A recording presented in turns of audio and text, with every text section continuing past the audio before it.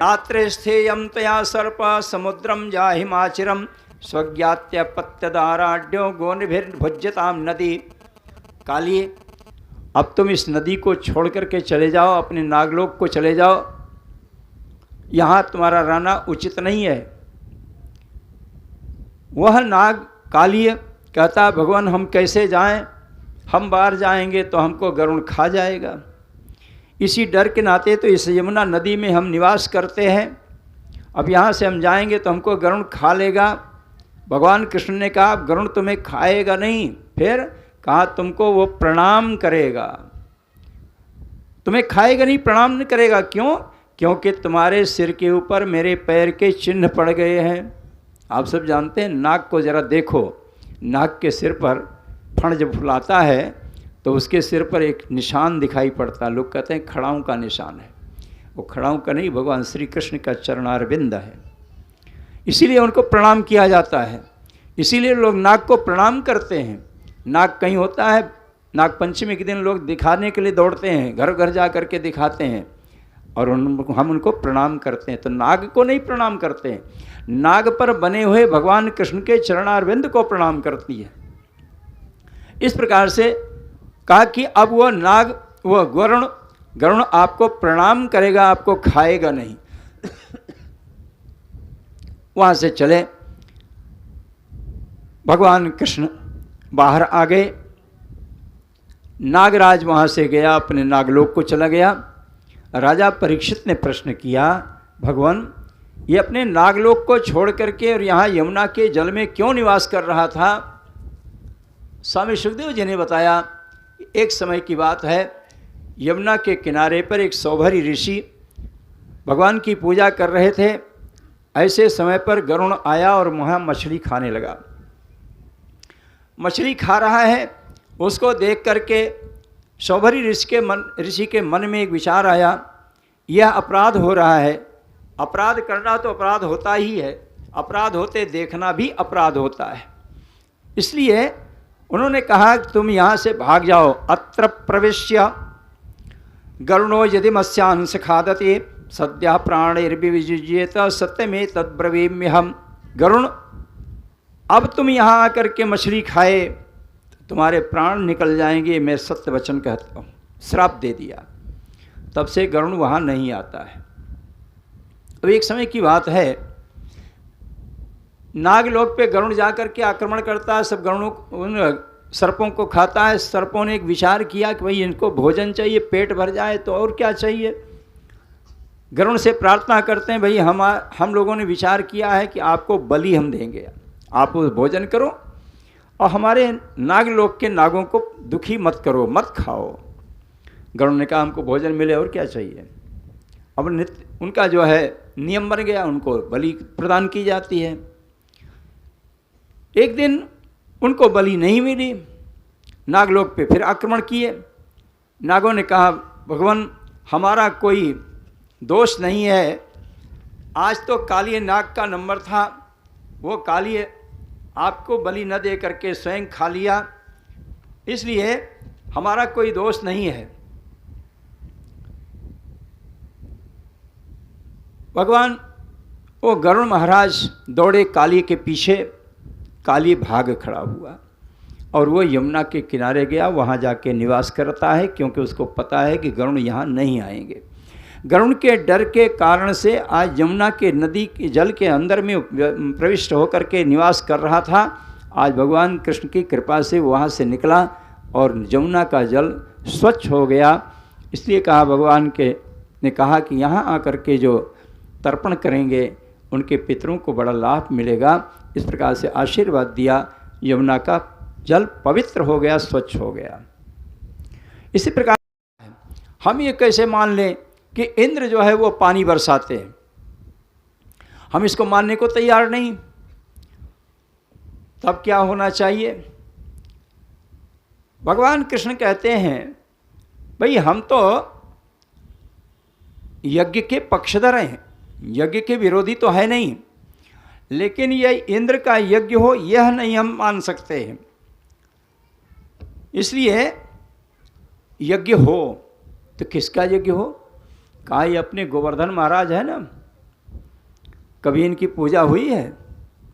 बोले इनकी पूजा तो नहीं होती है। तो कहा गोवर्धन की पूजा करो। जो पूजा की सामग्री आप इंद्र के लिए कर रहे हो वो सारी सामग्री लेकर के इन गोवर्धन महाराज की पूजा करो और सब अपने अपने घरों से अच्छा अच्छा भोजन बना करके लेके चलो, गोवर्धन महाराज को खिलाएंगे। सबके यहाँ से भोजन बना, पकवान बना, अच्छे अच्छे भोजन बन करके तैयार हुए। यज्ञ प्रारंभ हुआ। अब इंद्र की जगह पर गोवर्धन महाराज की पूजा शुरू हो गई। यज्ञ हो रहा है।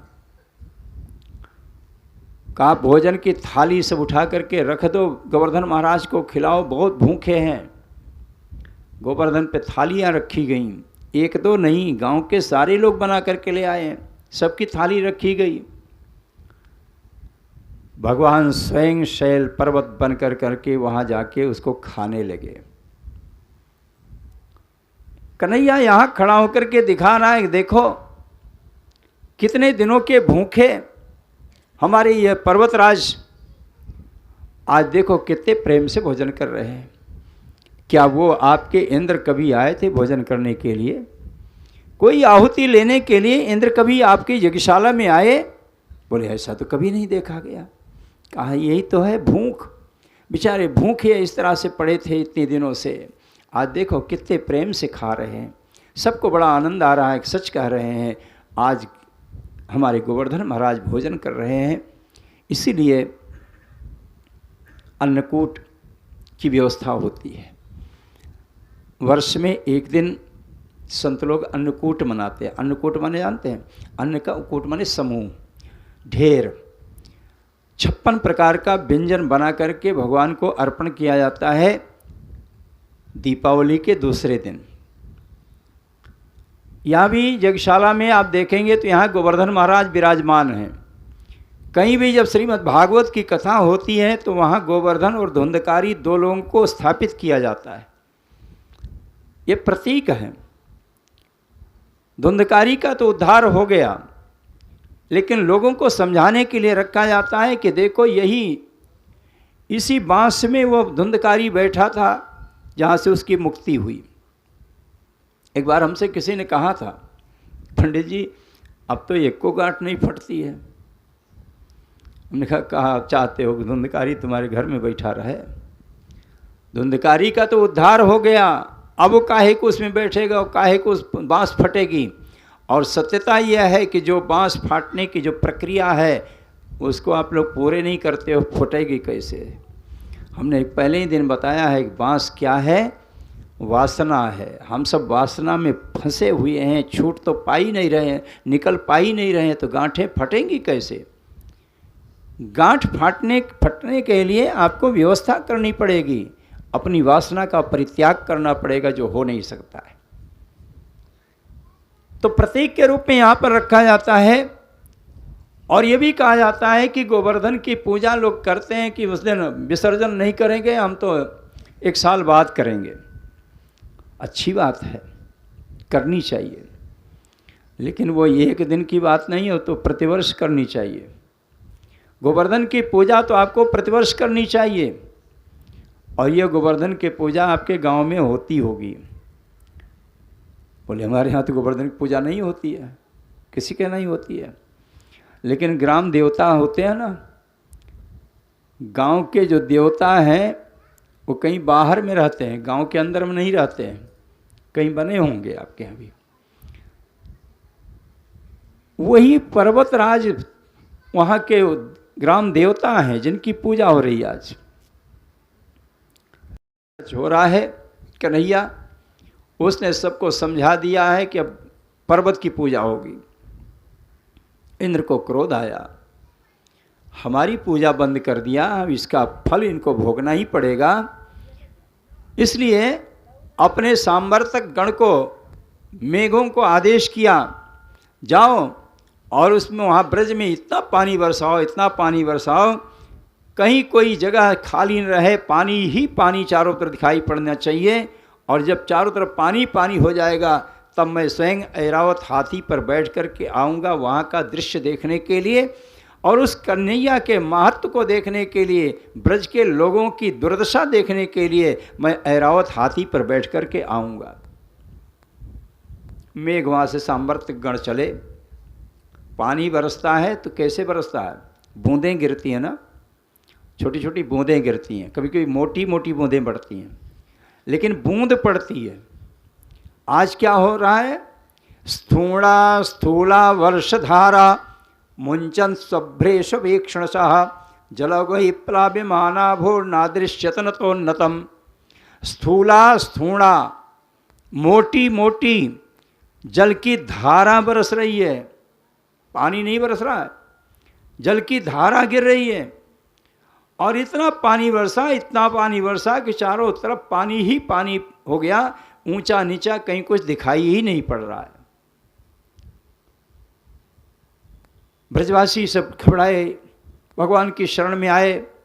भगवान अब देखो, हम कह रहे थे कि इंद्र नाराज हो जाएंगे, वही हुआ। इंद्र महाराज रुष्ट हो गए, अब पानी ही पानी चारों तरफ हो गया। अब बताओ हम कहाँ जाएं, हमारा क्या होगा? भगवान कृष्ण ने कहा हम क्या करें, जिसकी पूजा किए हो उसके पास जाओ। भगवान कृष्ण सबको लेकर के गोवर्धन के पास पहुँचे और धीरे से उस पहाड़ को उठा करके अपने हाथ की छोटी उंगली पर खड़ा कर रख दिया और खड़े हो गए लेकर के। आइए सब लोग इसी के नीचे आ जाओ, ये आपका भोजन किए हैं तो यही आपकी रखवाली भी करेंगे। हुआ वही, 1-2 दिन नहीं 7 दिन तक पानी बरसा। सब वहीं उसी के नीचे आकर के खड़े हैं, बैठे हैं। अब कुछ लोगों का भाव है, गोपियाँ कन्हैया को इस प्रकार से दुखी देखा, इतना बड़ा पहाड़ उसको उठाए हुए है, अपने बच्चों से, अपने पतियों से, अपने भाइयों से कहती हैं, अरे भाई आप लोग क्या कर रहे हो? ये छोटा सा कन्हैया इतना बड़ा पहाड़ उठा करके खड़ा है, आखिर आप लोग क्या कर रहे हो? आप लोग भी तो कुछ सहयोग कर सकते हो। सब लोग अपने अपने सहयोग करना शुरू करते हैं। डंडा लगा दिया, खड़ा कर दिया, खड़े हो गए। अब हम रोक लिए हैं। भगवान ने कहा भाई आप लोग रोके हो तो हम थोड़ा अपना हाथ सही कर लें। बोले हाँ अब छोड़ दो, कोई बात नहीं, अब तो हम रोके हुए हैं। भगवान कृष्ण ने अपनी उंगली को थोड़ी सी टेढ़ी करी तो जैसे थोड़ी टेढ़ी हुई, पहाड़ डगमगाया, हाहाकार मचा। कन्हैया हम लोग जा रहे हैं, इसी में दब जाएंगे, मर जाएंगे, समाप्त हो जाएंगे। कन्हैया ने फिर उंगली को सीधा कर दिया, पहाड़ ज्यों का त्यों उठ के खड़ा हो गया।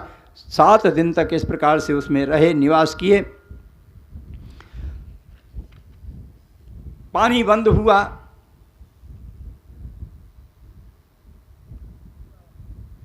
पानी बंद हुआ, सब लोग अपने अपने घर को फिर से गए।